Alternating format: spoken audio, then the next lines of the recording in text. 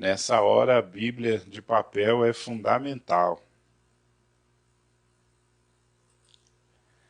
2 Timóteo, capítulo 4, versículo 7, diz assim: Combati o bom combate, completei a carreira, guardei a fé.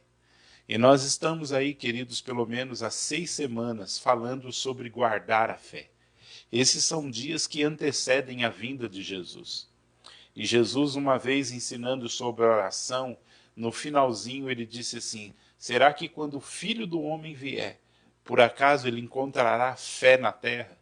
E nós estamos aí batendo na tecla, tanto nessas lives de terça-feira, quanto nos nossos cultos de domingo, que fé é confiança. A confiança que leva à firmeza, que leva à fidelidade. Então, quando você fala que é preciso ter fé, na verdade o que a gente está dizendo é é preciso ter confiança. E o que Paulo está dizendo é que ele combateu o bom combate, ele guardou a sua carreira, ele correu a sua carreira e ele guardou a confiança. Aquela confiança inicial de Paulo, ele estava terminando porque ele estava perto a ser assassinado, ser morto por causa da fé. E ele está escrevendo a Timóteo dizendo: eu estou terminando a minha carreira e eu consegui guardar aquilo que era de mais precioso, que era a minha confiança em Jesus. Então, nessa noite, o propósito dessas lives é dizer para você: não perca a sua confiança, guarde a sua fé, guarde a sua confiança. E nós estamos ao longo dessa semana falando sobre alimentos que fortalecem, que alimentam a nossa fé, que fortalecem e alimentam a nossa confiança. E esses alimentos estão lá em 2 Pedro, capítulo de número 1, dos versículos 5 a 8.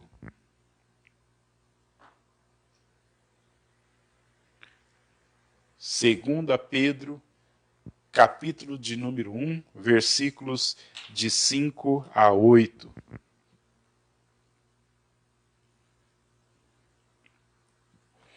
Que diz assim: e vós também, pondo nisto mesmo toda a diligência. Essa palavra diligência, nós já falamos aqui, significa colocar toda a força, correr, se esforçar. Então Pedro está dizendo: se esforcem, corra. Corra para quê? Se esforcem para quê? Acrescentar a vossa fé. Ou seja, essa palavra acrescentar a vossa fé ou acrescentar a vossa fé poderia ser traduzida como alimentar a vossa fé. Então Pedro está dizendo: corra. Você precisa usar todo o seu esforço, todas as suas forças para alimentar a sua fé, alimentar a sua confiança. E aí ele vai dizer, ele vai mostrar para nós 7 alimentos que alimentam a confiança. Então ele vai falar: alimente a sua fé, alimente a sua confiança com virtude. E nós já falamos aqui que virtude poderia ser traduzido como conduta correta, como uma conduta que condiz com o que você crê. Então o primeiro alimento é uma conduta correta. O segundo alimento, ele vai dizer que é a ciência ou o conhecimento.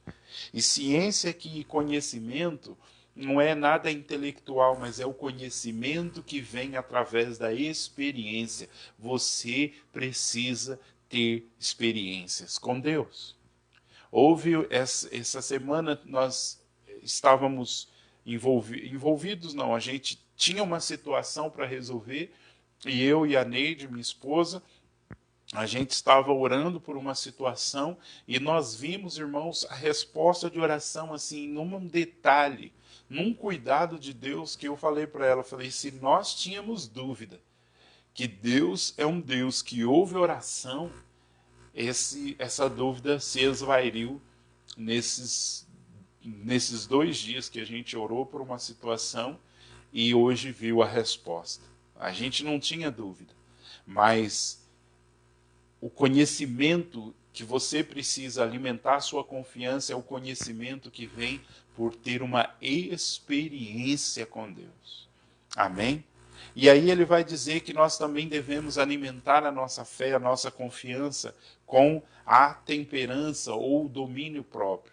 Domínio próprio ou temperança, nós já falamos aqui, é a capacidade de você se autodominar, autocontrolar. Isso fala de disciplina. Você precisa alimentar a sua confiança com a capacidade de dominar os seus desejos, os seus pensamentos, os seus impulsos.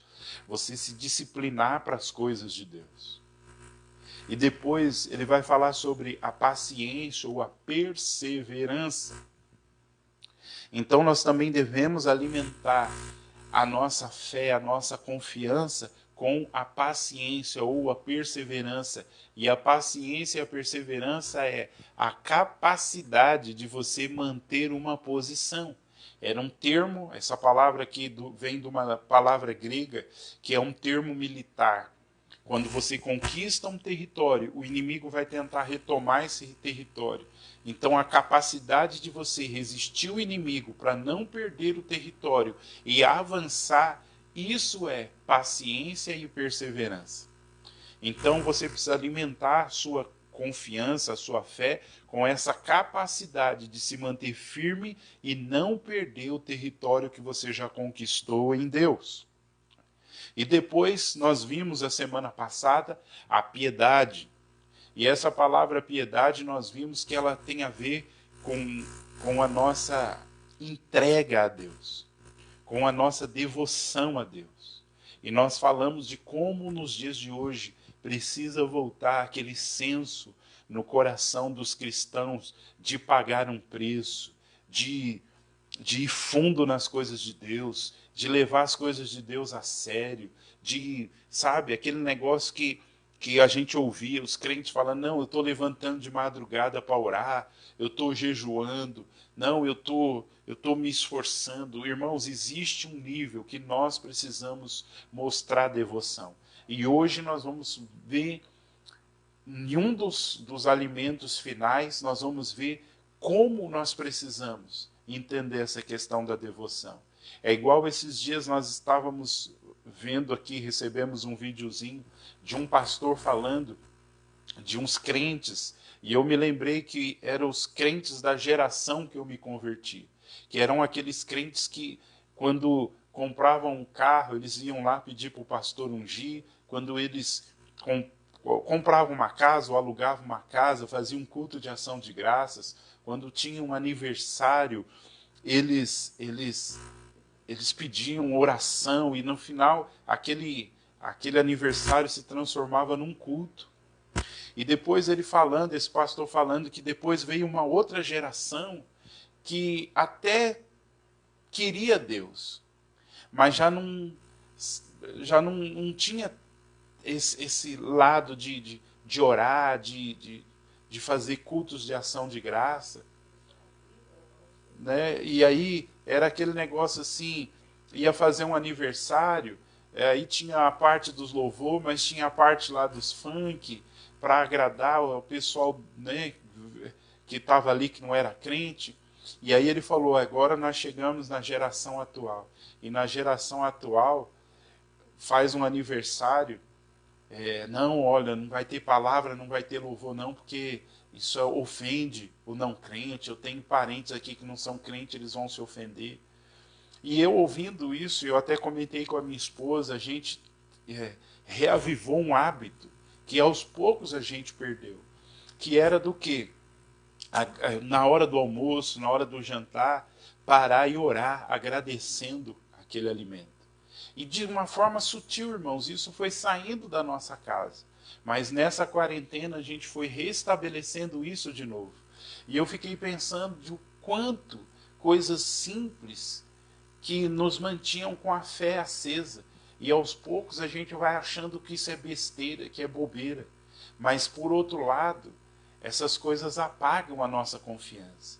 Então nós falamos aqui da piedade. Piedade é devoção, é entrega, é reverência, é reconhecer quem Deus é e dar a Deus o culto que Ele merece. Então, quando nós estamos aqui orando pelos alimentos, nós estamos fazendo o que? Nós estamos reconhecendo que o pão que vem sobre a nossa mesa, aleluia, o pão que vem sobre a nossa mesa, ele vem do céu, é Deus quem provê.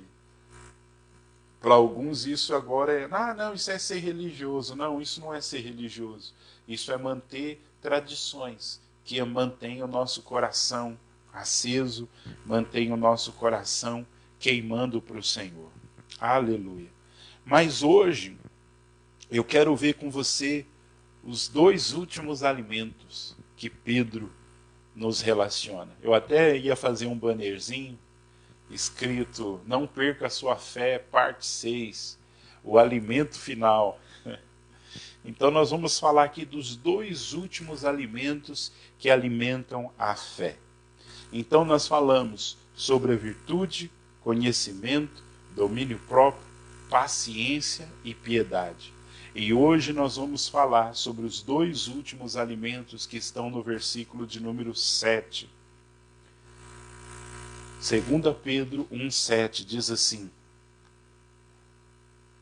e acrescentem sobre a piedade o amor fraternal, ou alimentem a vossa fé com o amor fraternal, ou em algumas versões com a fraternidade. E o que é essa palavra fraternidade? Essa palavra amor fraternal ou fraternidade vem de uma palavra grega que às vezes a gente já ouviu falar, que é Filadélfia.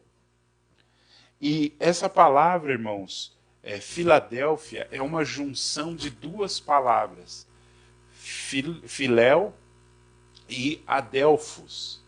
E essas duas palavras, quando elas são unidas, elas querem fazer referência de um amor de amizade.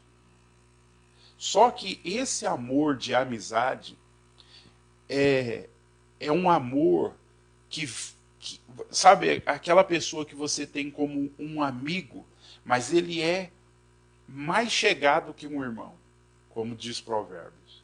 É o nível de amizade que você tem aquela pessoa como se ela fosse um membro da sua família. Então, o que Pedro está dizendo é que quando nós queremos alimentar a nossa confiança, a nossa fé, nós precisamos alimentar a nossa fé e a nossa confiança com um tipo de amor pelos irmãos, como se eles fossem da nossa própria família. Eu acredito que esse é o tipo de amor que a igreja precisa ter nesses dias. Que nós possamos olhar para o nosso irmão e não ver só como um membro de igreja. Hoje eu estava conversando com a minha esposa aqui, a Neide, e a gente estava refletindo de como parece que a igreja ela se esfriou nisso.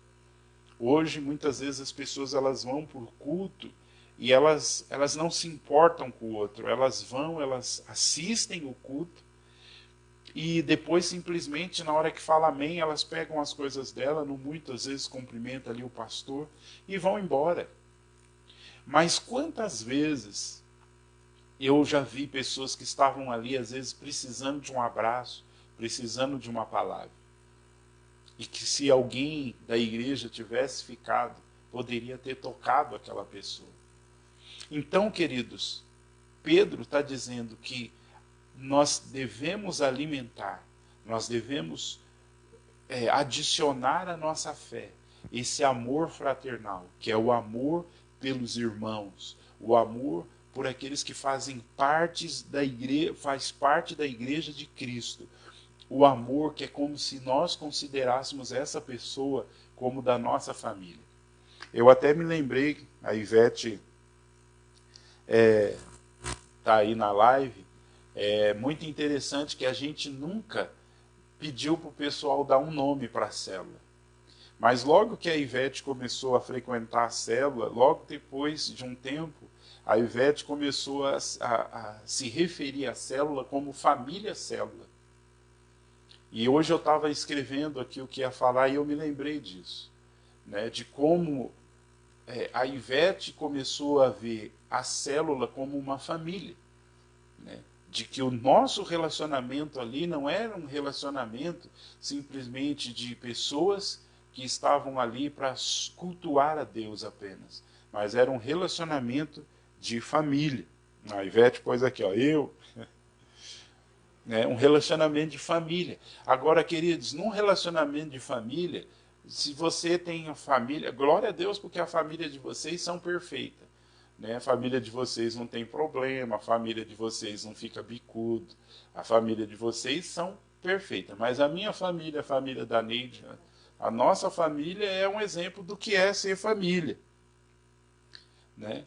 Então, assim, família tem aquelas rusgas, tem aquelas situações que você quer matar alguém, mas ainda assim continua sendo a sua família. E Pedro está dizendo que nós devemos alimentar a nossa fé, devemos alimentar a nossa confiança com esse amor de família, esse amor que olha para os irmãos e vê aquele irmão, vê aquela irmã como se ela fosse da nossa própria casa. Eu quero ler mais um versículo com você para a gente fortalecer isso. Vamos ver agora Romanos, capítulo de número 12.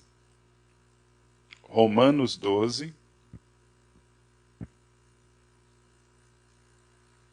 É por isso, irmãos, que nós chamamos uns aos outros de irmãos. Se chamar, falar, o irmão, a irmã, isso é o vínculo de família que nós temos. Romanos 12.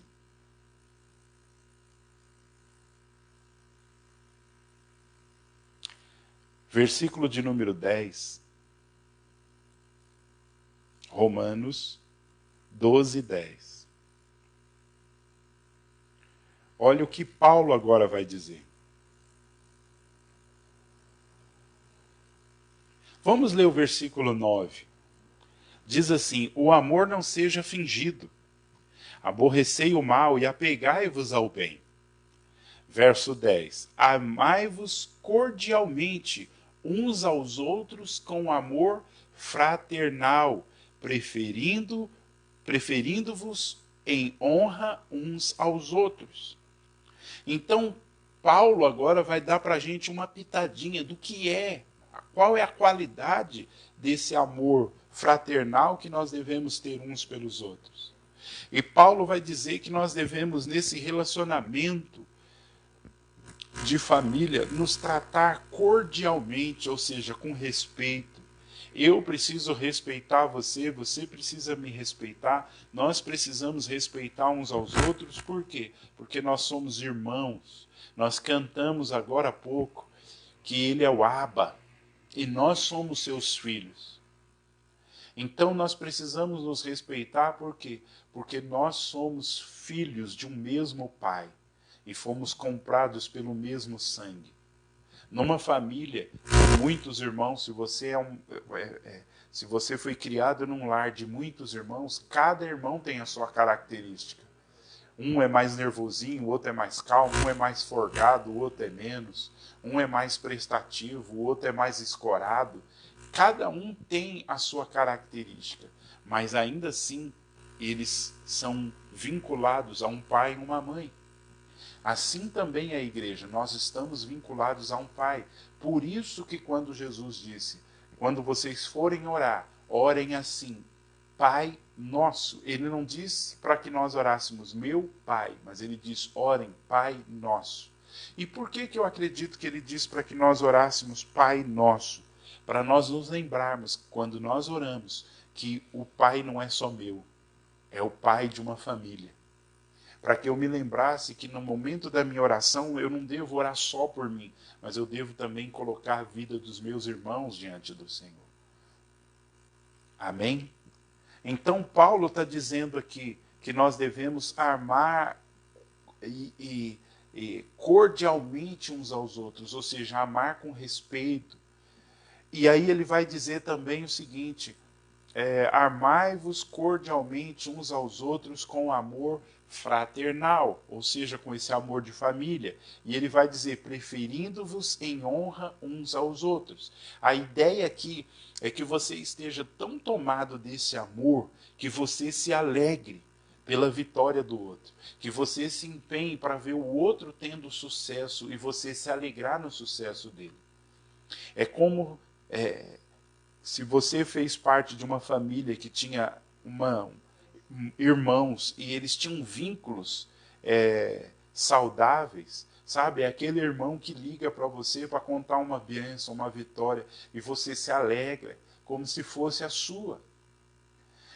No meio da igreja, irmãos, não pode ter a inveja, sabe? Aquele negócio de desejar que o outro se lasque, desejar que o outro perca coisas, mas o que deve ter no nosso coração é esse amor que se alegra no sucesso, que se alegra porque o irmão conseguiu algo. A gente aqui se alegra tanto. No domingo a gente ouviu um testemunho de um casal e a gente se alegrou com esse casal. Não é porque nós somos pastores, mas porque nós somos membros de uma família. Eles contaram ali a dificuldade de ter filhos, de uma impossibilidade de ouvir dos médicos que era impossível, que seria muito difícil eles terem filhos, e no domingo eles vieram nos dizer que a moça está grávida e que contra as impossibilidades Deus fez um milagre. E a gente se alegrou, a gente pulou, a gente sorriu, porque nós somos irmãos. E é isso que Paulo está dizendo. Se alegra. O que você puder fazer para facilitar para que o seu irmão vá mais longe, faça isso. É isso que Paulo está querendo dizer. Então, irmãos, esse sentimento, essa atitude de amar uns aos outros, com esse amor, um amor que nos une pelo vínculo de família, é o que fortalece a nossa fé, é o que alimenta a nossa fé e a nossa confiança. Amém? Vamos ler mais um versículo. 1 João,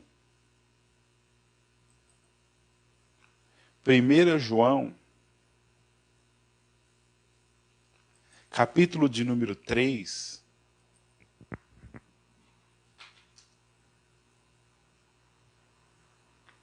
Primeiro João, capítulo de número 3,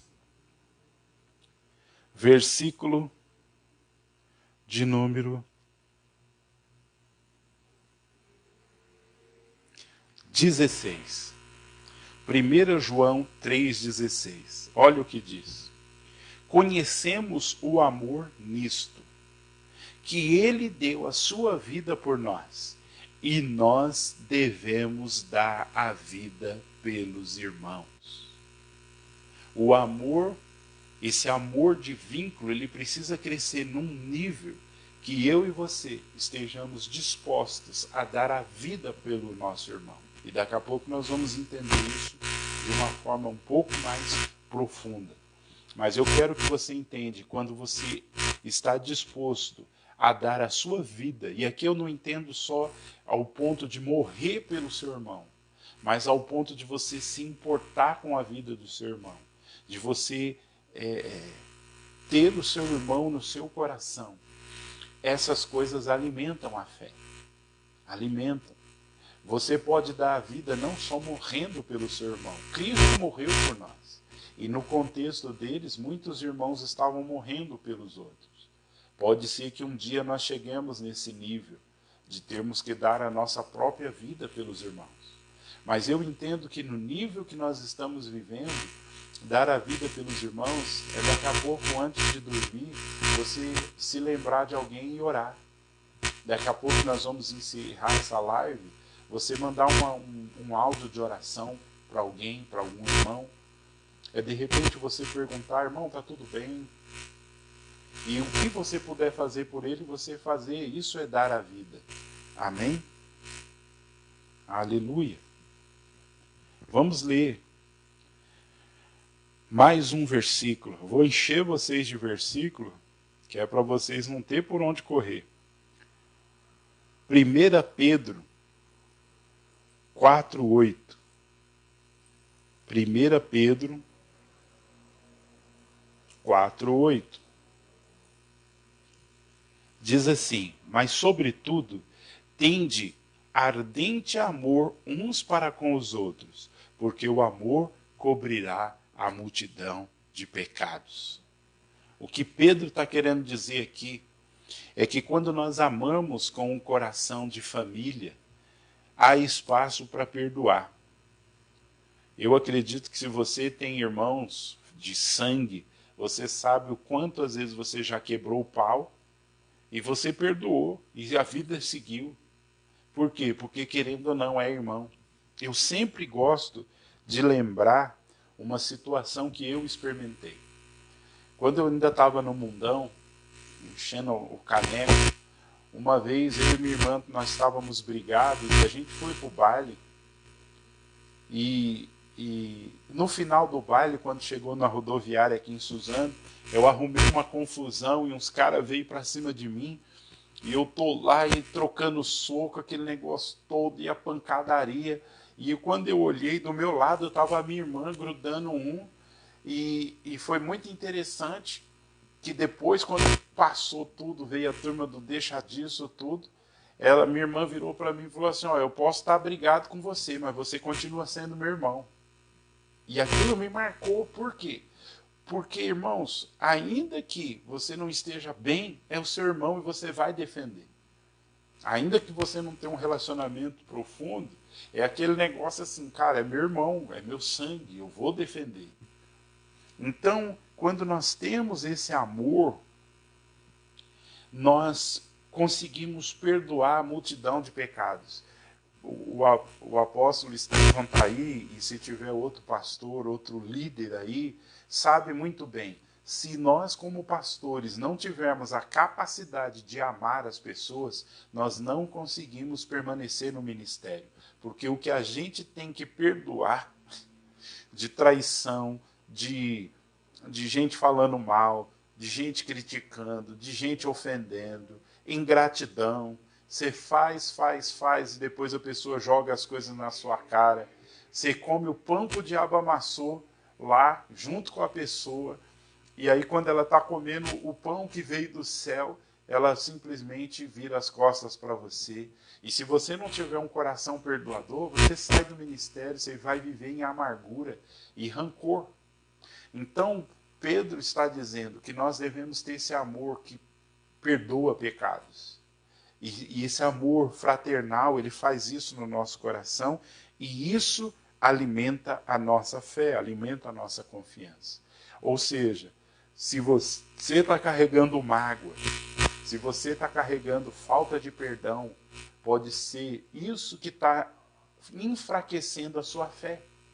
Se você está vivendo uma vida egoísta, se você está pensando só em você, se você está ficando chateado porque as pessoas estão prosperando ao seu redor, isso pode estar minando, enfraquecendo a sua confiança. Assim como amar, se entregar, desejar o sucesso, perdoar, essas coisas alimentam a nossa confiança. Amém? Vamos ler agora 1 João, capítulo de número 4. 1 João 4, versículos 7 e 8. 1 João, versículos 4, 1 João, capítulo 4, versículos 7 e 8. Diz assim: Amados, amemos uns aos outros, porque o amor é de Deus. E qualquer que ama é nascido de Deus e conhece a Deus. Verso 8. Aquele que não ama não conhece a Deus, porque Deus é amor. Então, irmãos, quando nós nascemos de novo e o Espírito de Deus vem habitar no nosso coração, o natural é você demonstrar amor. E eu sempre digo, principalmente para os casais, amor não é para quando o arroz está gostoso. Amor é para quando o arroz queima. Deus, e daqui a pouco nós vamos ver esse versículo, Deus amou o mundo, não quando o mundo estava voltado para Cristo, mas Deus amou o mundo quando o mundo estava rebelde. Deus amou você quando havia rebelião. O amor, irmãos, não é para o momento que está tudo bonito e cheiroso. O amor é para quando o negócio está fedendo. O amor não é para quando o irmão te deu um presente. O amor é para quando o irmão te ofendeu. Então, João está dizendo aqui que se nós conhecemos a Deus, o amor precisa ser natural e fluindo de nós. Porque a essência de Deus é o amor. Amém? E por fim, eu quero ler Hebreus 13. Hebreus 13, versículos de 1 a 3. Hebreus 13, versículos de 1 a 3. Que diz assim: permaneça o amor fraternal. Não vos esqueçais da hospitalidade, porque por elas alguns, não o sabendo, hospedaram anjos. Lembrai-vos dos presos, como se estivesseis presos com eles, e dos maltratados, como sendo vós mesmos também no corpo. Então, o que o autor de Hebreus está dizendo, que esse nível do amor fraternal, esse amor de irmandade que nós temos, ele vai abrir o nosso coração para a hospitalidade. Quantas vezes a gente recebe pessoas de fora, pessoas que às vezes a gente não conhecia profundamente, abriga dentro de casa. Estou falando de irmãos. Nós, como pastores e líderes, já recebemos pessoas na nossa casa. Acho que a última vez, né, quando veio aquela caravana de Salvador, a última vez a gente tinha quanto? Uns 7 aqui? Uns 7 irmãos aqui de Salvador. Alguns a gente conhecia, outros não. E ficaram aqui dentro do nosso apartamento, aqui lotado aqui. Uma benção. Lotava o carro, aquele negócio todo. Isso é o amor que faz você receber pessoas que você não conhece. Eu fui para Portugal, fiquei 4 dias na casa de um casal que eu nunca tinha visto, eles nunca tinham me visto, né? E eles tinham 2 filhas, uma de 10 anos e a outra menininha de 4 anos. E foi muito interessante que a menininha de 4 anos chegou para mim e falou: ô apóstolo, você vai dormir na minha cama. O meu pai falou que era para mim deixar você dormir na minha cama. E eu vendo aquelas crianças ali cedendo o quarto delas para nós podermos dormir. Ficou eu e mais um outro irmão. Depois nós saímos. Esse irmão voltou para o Brasil. Eu ainda ia ficar mais uns dias. E aí eu fui ficar com os apóstolos João e Miralva na casa de um outro casal que também eu não conhecia, que também nos hospedaram assim de forma tão parecendo que você era de casa, sabe? Aquele cuidado. Isso é ser igreja. E o autor de Hebreus diz que esse amor fraternal nos leva à hospitalidade. E essa hospitalidade fez com que gente recebesse anjos sem saber, né? E aí ele vai dizer que esse amor faz a gente lembrar dos irmãos que estão presos, dos irmãos que estão sendo maltratados. Quantas vezes aqui em casa a gente se lembra dos nossos irmãos que estão em países que estão em perseguição, e a gente ora, a gente intercede, mesmo sem nunca tê-los conhecido pessoalmente. Mas a gente sente como se fosse a gente mesmo. Minha esposa já teve visão com irmãos, a gente já sonhou com irmãos, que a gente nunca viu, e creio que nós veremos no céu, mas a gente sente na carne aquilo que aqueles irmãos estão sentindo. Então, esse nível de amor de família é o nível de amor de família que você se compadece, que você sofre junto com o seu irmão, porque ele faz parte da mesma família. Aleluia. Amém? Então nós devemos alimentar a nossa fé, alimentar a nossa confiança com esse nível de amor fraternal, esse amor que é um amor de família. Agora, nós vamos para a cereja do bolo, esse último alimento que fecha todos esses alimentos para fortalecer a nossa confiança e a nossa fé.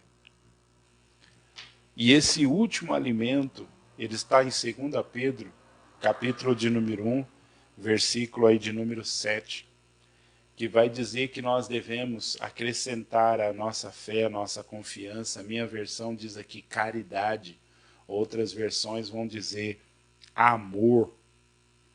Mas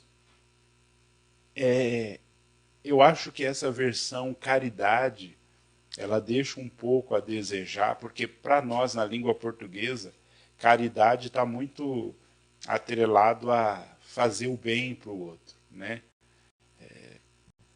Tem uma conotação assim que não leva a gente a entender a profundidade do que é ser esse amor que alimenta a nossa confiança. Amém? Então, essa palavra amor ou confiança que está aí, deixa eu abaixar aqui um pouquinho meu retorno aqui. Essa palavra fé ou essa palavra amor que está aí, que é traduzida às vezes por caridade ou amor, é a famosa palavra grega ágape. E, irmãos, na língua grega, na língua portuguesa, amor é amor, mas na língua grega, para o amor, existiam 4 palavras, ou existem 4 palavras para falar sobre o amor. Existe uma palavra que é para o amor de irmãos, como nós falamos, que é filéu. Existe uma palavra que é para o amor conjugal, tem uma conotação mais sexual, que é eros. E existe uma outra palavra que é para falar sobre o amor de pais e filhos, que agora eu não me recordo a palavra.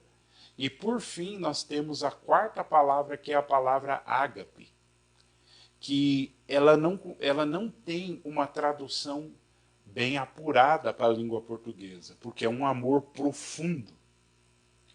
E a Bíblia fala muito desse amor ágape, falando de Deus.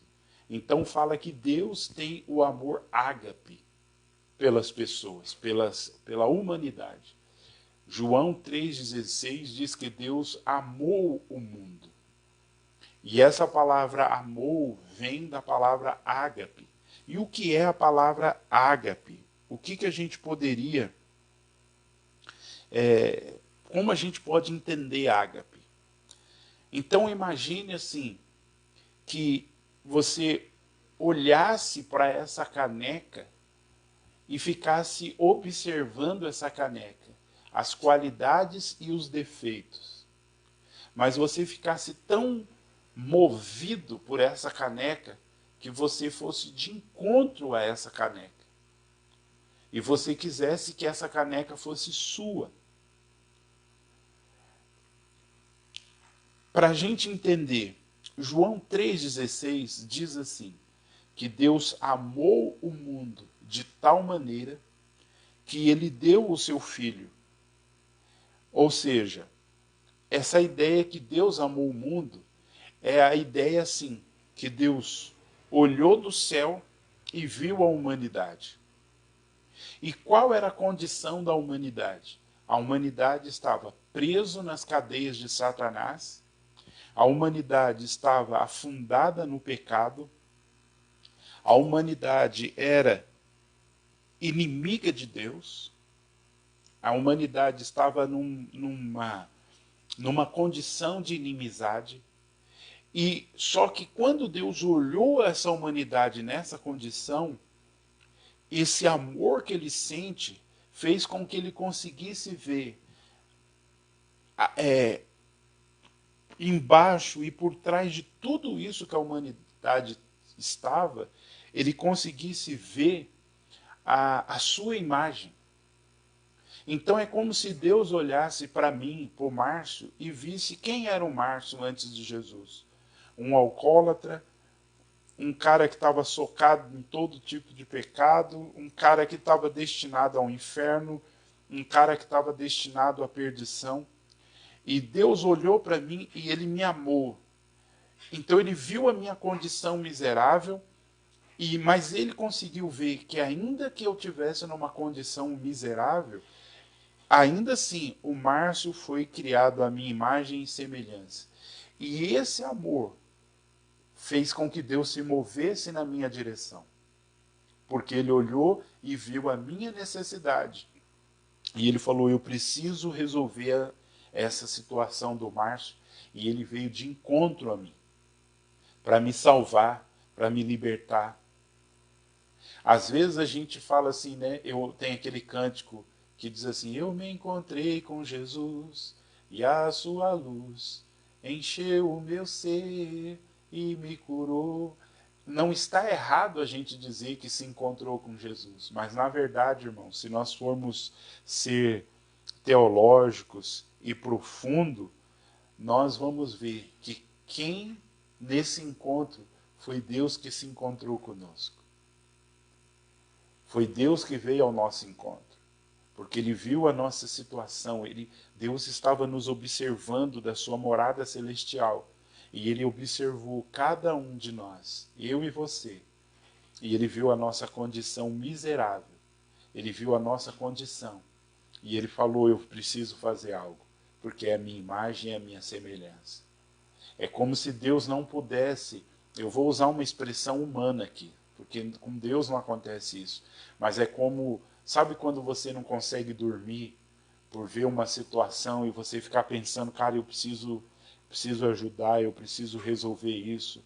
Sabe, alguém que te conta uma situação que você fala: cara, o que eu posso fazer para ajudar? É como se Deus visse a situação da humanidade e Deus não conseguisse dormir. É como se Deus não conseguisse ficar em paz no céu. É como se Deus não conseguisse ouvir os louvores e a adoração. É como se Deus estivesse sentado no trono e ele ficasse pensando e chamasse de repente Miguel, Gabriel, e ficasse falando assim: cara, o que a gente pode fazer para ajudar a humanidade? A humanidade está socada no pecado, a humanidade está socada nas trevas, e eu não posso, é a minha imagem, é a minha semelhança. E esse amor fez com que Deus viesse ao encontro da humanidade. Só que, irmãos, esse amor ágape é o amor de um nível que você está disposto a morrer pelo outro, a pagar o preço que for para resolver a situação do outro. É por isso que diz que Deus amou o mundo num nível tão grande, tão imenso, que ele deu o seu filho. Então imagine que no conselho celestial está o Pai, o Filho e o Espírito, e eles olham para a condição humana e eles não conseguem ficar em paz. E eles dizem assim: cara, nós precisamos fazer alguma coisa. E aí o pai olha e fala assim: mas sem sangue essa humanidade ela não pode ser salva. E aí o filho olha e fala assim: então eu vou morrer no lugar deles. Eu vou assumir a condição humana, eu vou assumir a miséria deles e eu vou morrer no lugar deles. E o Espírito Santo dissesse assim: e então eu vou lá e vou habitar neles para capacitá-los a serem filhos. Então é como se os três numa reunião olhassem e decidissem: nós amamos de tal forma que nós três nós vamos entrar agora em ação para salvar a humanidade. O Pai enviando o Filho morrendo por amor ao Pai e amor à humanidade, e o Espírito Santo vindo para selar, para sacramentar essa obra do Filho em nós. Então esse amor ágape, irmãos, ele alimenta a nossa fé. Então Deus teve esse amor para conosco, e a Bíblia diz que nós também devemos ter este mesmo amor. Então o nível da maturidade de um crente está medido pelo nível de que ele alcançou esse nível de amor ágape pelos irmãos, pelos perdidos e por Deus. E esse nível de amor é um nível de amor que você olha, se compadece e fala: eu preciso fazer alguma coisa. Eu sempre digo aqui para a Melissa, às vezes a gente costuma dizer: nossa, eu estou com dó de fulano, eu estou com dó de ciclano, eu acredito que você já teve dó de alguém. Dó, irmãos, não resolve nada. Pega as situações que você olhou e falou assim, cara, eu estou com dó. Todas as vezes que você teve dó de alguém, você nunca fez nada para resolver a situação. O que nós precisamos ter não é dó, o que nós precisamos ter é a compaixão que vem desse amor ágape. Porque a compaixão desse amor ágape vai fazer você olhar a situação de uma pessoa e falar, eu preciso fazer alguma coisa. Eu não posso passar por essa pessoa, por essa situação, sabendo que eu posso fazer algo e não fazer. É como se Deus olhasse a humanidade e dissesse assim, eu posso fazer algo e eu não posso passar por ela sem fazer. Assim era Jesus quando ele andou sobre a terra. Ele olhava um paralítico, ele olhava uma pessoa morta, ele olhava um leproso, ele olhava alguém e a Bíblia fala que ele movido de íntima compaixão, ou seja, ele olhava e falava, eu quero e eu posso, e eu não posso passar por essas pessoas sem tocar na vida delas, sem mudar a situação delas. Aleluia, aleluia, aleluia. E é com esse amor ágape que o Senhor nos ama. Se ele, quando nós éramos inimigos, ele já nos amou, quanto mais agora, irmãos, ele nos ama como filhos. Aleluia. Creia que os olhos do Pai estão sobre você nessa noite. Creia que Deus está contemplando você. Creia que Ele é aquele que ama com um nível que eu não posso amar, ou você não pode amar, mas que Ele tem esse nível.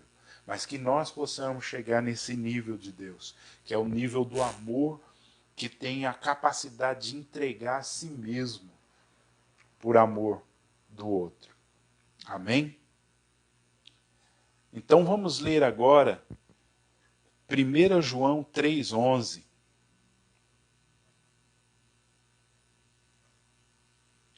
1 João 3,11. Vamos caminhar para o finalzinho.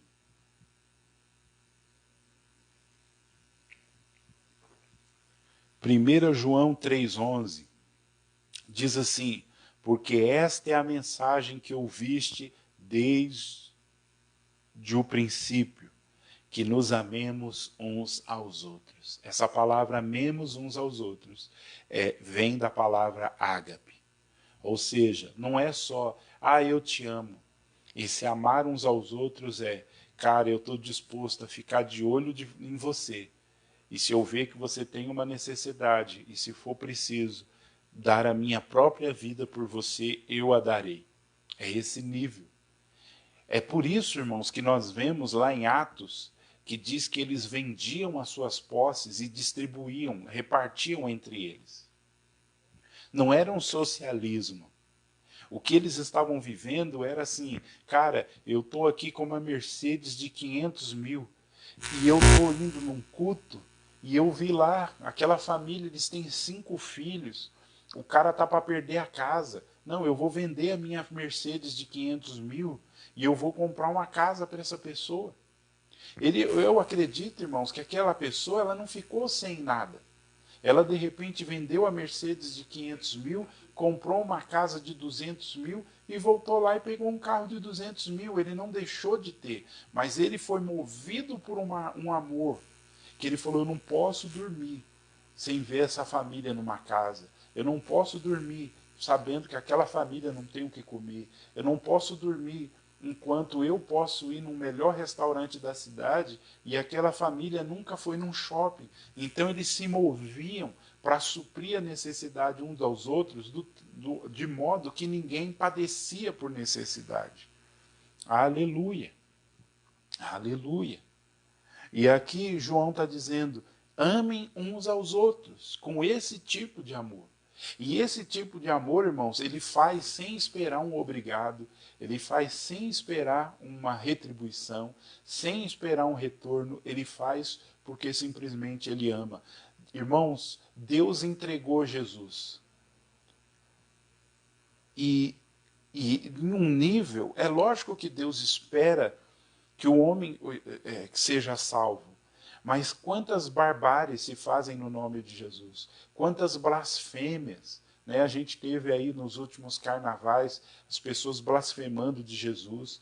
A gente viu aquele seriado aí que estava lançando aí numa rede de streaming aí, zombando de Jesus. A gente vê as pessoas zombando de Jesus. E Deus ainda continua amando. Às vezes a gente pensa, por que não desce fogo do céu e castiga fulano, ciclano? É porque Deus tem o tipo do amor, irmãos, que Deus está disposto a sofrer. Mas Deus está disposto a se entregar para salvar a alma de pessoas como eu e você. É como no domingo, eu estava conversando com um irmão e ele falou para mim, Márcio, você já parou para pensar no que você vai fazer quando você chegar e encontrar com Jesus? Eu falei, eu já parei para pensar e eu não tenho resposta. Eu não sei se eu vou correr, eu não sei se eu vou se jogar no chão, eu não sei se eu vou me ajoelhar, eu não sei se eu vou ficar com os olhos estralados, eu não sei, porque, irmãos, quando nós estivermos com o Senhor e nós conseguirmos ver quem Ele é e quem nós éramos, eu creio que vai haver uma explosão de sentimentos no nosso coração. Como eu disse domingo no culto, eu falei, gente, você já parou para pensar que quando nós encontrarmos com Jesus, Jesus vai nos chamar pelo novo nome e Ele vai colocar uma coroa, Ele mesmo, Ele não vai mandar anjo, Ele mesmo vai pegar uma coroa e vai colocar na nossa cabeça. Qual o sentimento de você ser coroado pelo Rei do Universo? Quando você olhar para quem você era, as coisas que muitas vezes você falou, as murmurações, as reclamações, tão difícil você foi, e ver Deus com uma coroa na sua cabeça, isso é glorioso demais. Isso é o amor ágape. Mas nós devemos amar uns aos outros com este mesmo amor. Depois nós vamos ler agora 2 Coríntios. 2 Coríntios, capítulo 5. 2 Coríntios, capítulo 5, versículo de número 16.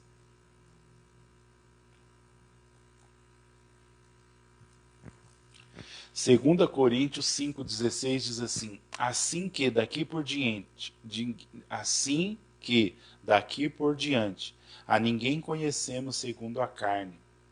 E ainda que também tenhamos conhecido Cristo segundo a carne, contudo, agora já não o conhecemos deste modo. Quando eu leio esse versículo, sabe o que eu entendo? Paulo dizendo, nós não olhamos mais as pessoas. Quando você entende esse nível de amor de Deus, você não olha mais as pessoas segundo a carne. Ou seja, segundo a carne, você olha um mendigo e você vê um mendigo. Mas segundo esse amor ágape, você olha um mendigo e vê ele como imagem e semelhança de Deus, como alguém que precisa sair daquela circunstância, e se tiver algo que você possa fazer, você vai fazer. Você vê alguém se drogando, você vê como um filho de Deus, como alguém que precisa. Você vê um bêbado, você vê alguém numa condição e você olha e não vê mais aquela pessoa segundo os olhos da carne, mas você vê com os olhos que Deus vê. E com os olhos que Deus vê aquela pessoa como a imagem e semelhança dela. E Ele fez já, Ele enviou Jesus, e agora é nós que precisamos fazer. Nós precisamos pregar esse Jesus. Aleluia. Aleluia, aleluia. Nós precisamos pregar esse Jesus. Aleluia. Nós precisamos, irmãos, levar esse Jesus sem olhar a pessoa com os olhos da carne, mas olhar com os olhos de Jesus. Aleluia. E por fim, irmãos, para nós encerrarmos, esse amor ágape, nós devemos amar uns aos outros com esse amor ágape, devemos amar os perdidos com esse amor ágape, e por fim, Lucas 10, 27. Eu falei sobre a questão daquela dedicação da semana passada, que nós precisamos ter, que eu acredito que o povo de Deus perdeu isso, no geral, e que nós precisamos resgatar isso. Lucas 10, 27.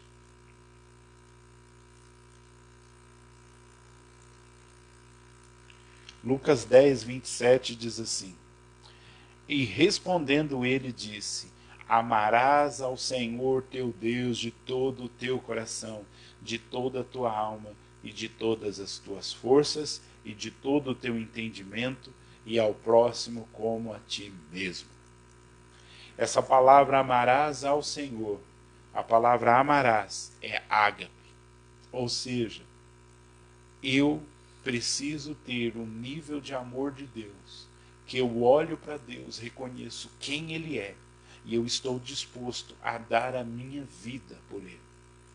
Eu estou disposto a dar tudo o que eu tenho por Ele. Eu estou disposto a ver quais são os interesses de Deus e gastar a minha vida. É por isso, irmãos, que eu disse que precisa ser resgatado novamente na igreja esse nível de entrega, esse nível de pagar o preço, esse nível de eu ver quem Deus é, o que Deus fez por mim, e eu me entregar tudo que eu sou, tudo que eu tenho, todas as minhas forças, eu vou gastar para alegrar o coração de Deus, eu vou me envolver com aquilo que Deus se envolve, eu vou me desgastar, eu vou, como um grande homem de Deus disse, eu quero ser uma moeda gastada na mão de Deus. Aleluia, voltou a chiar. Hoje deu tilt. Bem, mas nós vamos resolver. Amém, irmãos? Então existe esse nível de entrega, esse nível de mergulho que eu preciso dar em Deus.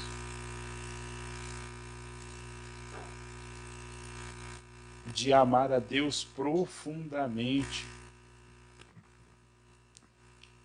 Amar a Deus profundamente. Eu me entregar completamente, irmãos. Mas essa entrega vem de eu contemplar Deus, de eu olhar e ver quem Deus é. E aí eu me entrego. É o cabo mesmo, queridos. Então nós devemos alimentar a nossa fé, alimentar a nossa confiança com esse nível de amor. Esse amor que eu me entrego pelos meus irmãos. Esse amor que eu me entrego pelas pessoas que não conhecem a Cristo. Mas por fim, esse amor que eu me entrego por Deus e pela obra de Deus. Amém? E assim nós fechamos esses 7 alimentos. E aí eu quero só ler com você 2 Pedro 1, o versículo de número 8. E aí nós encerramos essa série.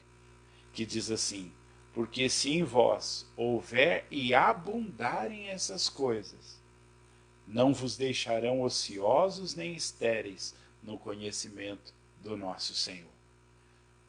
Esses alimentos, eles precisam estar abundantes nas nossas vidas. Por quê? Para que eu me alimente e eu alimente também as pessoas.